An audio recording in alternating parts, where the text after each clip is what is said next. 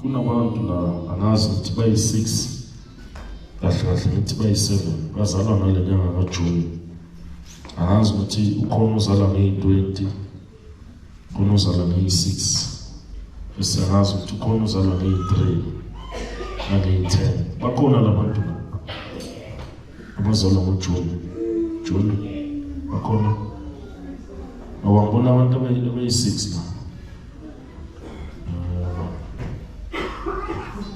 Angazi lo ukhona uzalwa nge18 uzalwa 18 June khona 18 June. Ngicela siphakamisele ngoba ngiyakhuleka la khona umthandazo ngifuna ukudlulisa. Oka 18 June uba uwe mama. Ngicela oka 18 June aziphambili ne. Ngicela aziphambili uzalwa nge18 June. Then uzalwa nge20 yakho. Nge20 yakho. Khona noma yakho nenozalwa nge3 khona nge3 nge6 Thank wena uzalwa nini 18 uwe mama 18 okay bese uzalwa nge8 khona 30 okay bese umuntu ogcina ngimbonayo uzalwa nge11 June ukhona 11 June ukhona noma yakho 11 ukhona okay umama lapha ngicela ukuthandaza kuwe noma uphi baba babakho uhlala kuphi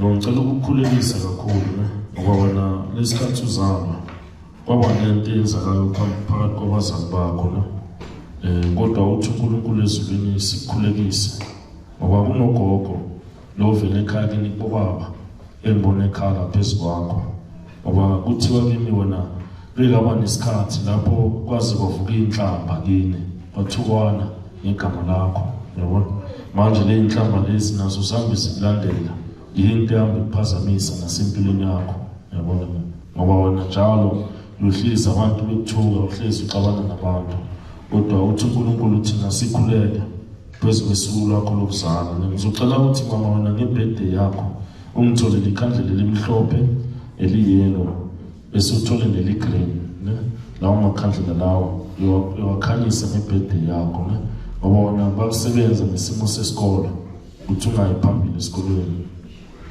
Angazi uyeke isikole ngokuthi uNkulunkulu ukukhulekisa kunezibusiso ezehlela kuwe ngebirthday yakho. Amen. Bese kumama ngapha kuwe mama ngibona kunesimo engathi wena kwakunesiqalekiso esenziwa ukuthi wena mawuzalwa ngebirthday yakho mawusuka ungathi uba na5 noma ungathi uba na6 kwakumele abazali begcine beshiya emhlabeni kuwe yabona. So mina ngicela ukuthi ngikhuleke kakhulu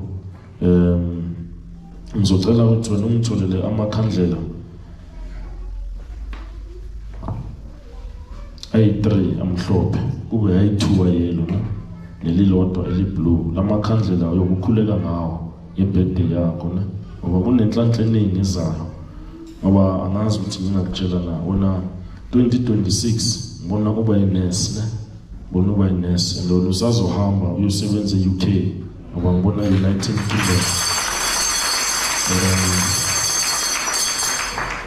Bebathu uzoba yinesi nima ngoba ngibona 2026 uba yinesi bofuna ukuya UK noma awuyazi lo ndaba khona abayisayo ya nawe ngibona uyi-United Kingdom amen.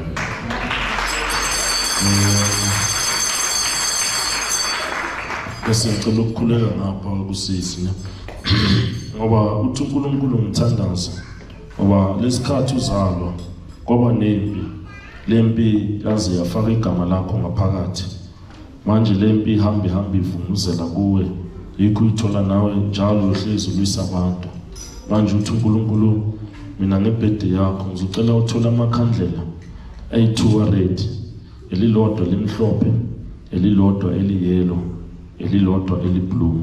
Lawo makhandlela ngicela uthandaze ngawo ngoba ngibona izibusiso eziningi zivela phezu kwakho, ngoba kunesimo sento ebeyihamba ibambeka kuwe engathi mina kunomndeni ohamba ubambeka kuwe. Manje ngathi singakhuleka ngoba lento beyenzeka mawuzalwa kwakuhlukana umndeni, manje kube nawe ngathi umndeni uyahlukana egabeni lakho.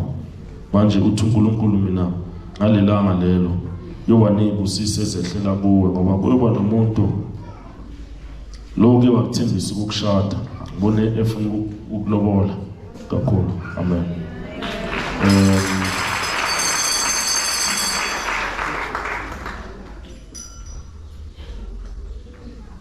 Ngizocela ukuthi mina sidlulile unyanga kaJuly, kodwa ngicela laba bakaJune njengoba ngibakhulekisile, ngizocela ukuthi nabo beze nama-ID wabo la enkonzweni sizobakhulekisa. Amen. Ngicela sidlule unyanga kaJuly. Mesiya Nkosi leyo wena nqoba yonke imilengo, Mesiya Nkosi amakhosi yovulela ziney'nhlanhla, Mesiya Nkulunkulu yonke baba Nkosi kulotshiwe, Mesiya Nkosi ayohlale kube njalo, Mesiya Nkosi magameni wethu okuhle baba, ngangani nalakuthi uphazamisa Nkosi iy'mpilo zethu baba, siyawubeka Mesiya Nkosi leyo. Kunomuntu angazi ubani lo muntu, last year October bekasesibhedlela khona lo muntu. Ngizocela sithulise abantwana khona. Kunomuntu October bekasesibhedlela last year October 2021, year before last. Ukhona lo muntu namangekho? Khona namangekho? October 2021 bekasesibhedlela. Okay. Wena mama uzalwa July? May. Okay. Ubani uzalwa July lino?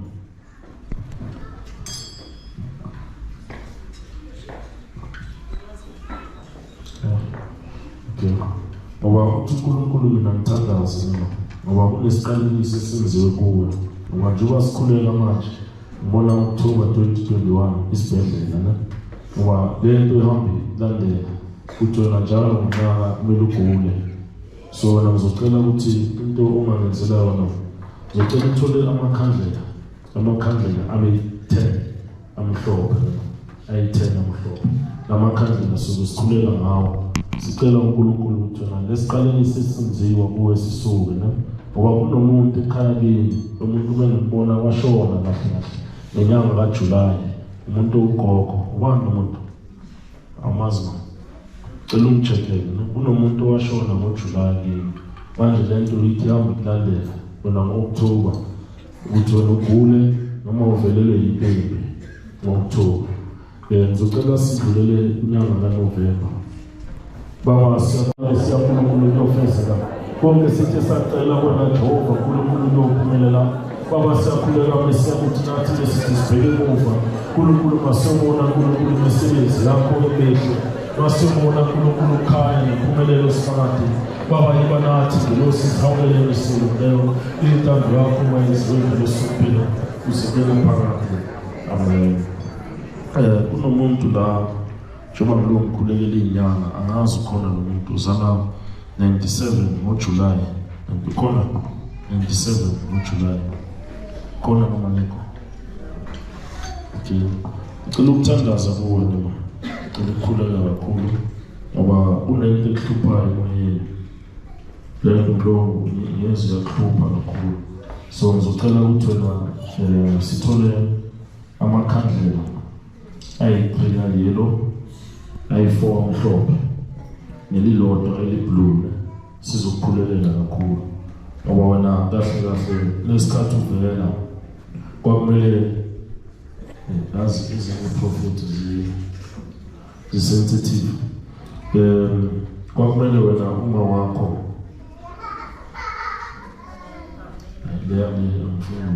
kodwa kwakumele kube ngathi nabazali bakho bayahlukana. ngaleso sikhathi yabona kodwa kunereason bahlukanisa lena ngafuna ukuthi ngikhiphe in public kodwa uthi uNkulunkulu ngicela ungitholele lawo makhandlela na ukhulele ngawo ngoba wena ngebirthday yakho ngibona kuneyibusisi eziningi kumele sivulele na ukuthule bakhe ngaphandle kokuthi sichithe isikhathi manje kunendaba nje ezimbalwa engithanda ukuyidlulisa njengoba ngithembisile ukuthi namhlanje inkonzo yesiprofethi kunabantu vele bengifuna ukuba prophet ngisuke ngaphazamiswa indaba yama-birthday kodwa ngifusha omunye umuntu angazi khona nomuntu uzala ngeyi-2 July khona noma lekho 2 akekho lo muntu 2 July ubani uwe mama azange ukuthi uzala ngomema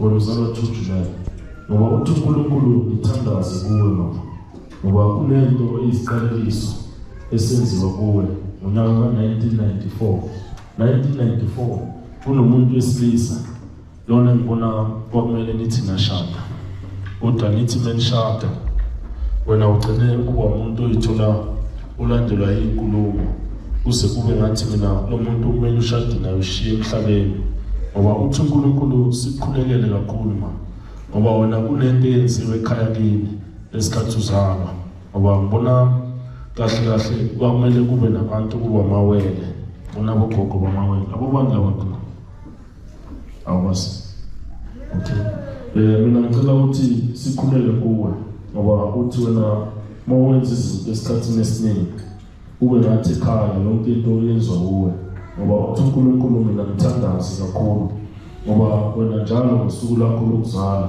bakumele ujabule kunento ehlezi yenzeka kakhulu ngoba ngibona kwakumele wena ugcine kuba ngesimo somuntu oshonayo owumntwana egameni lakho ngoba ngibona abantwana abayi-3 bapha abantwana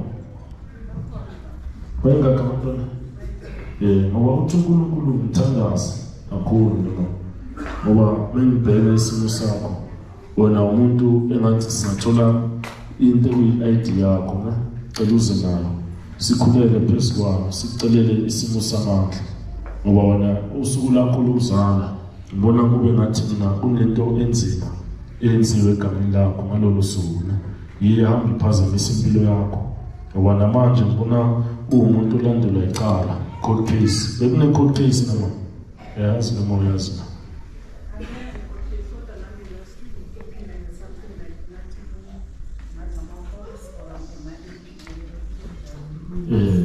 kunecala lelabaniphelane egameni lakho so mina ngicela ukuthi sikukhulekise kakhulu ngicela umzekelo i-ID yakho la enkonzweni bese uphatha amakhandlela eliyelo nelibomvu amen ngizocela iculo kwazana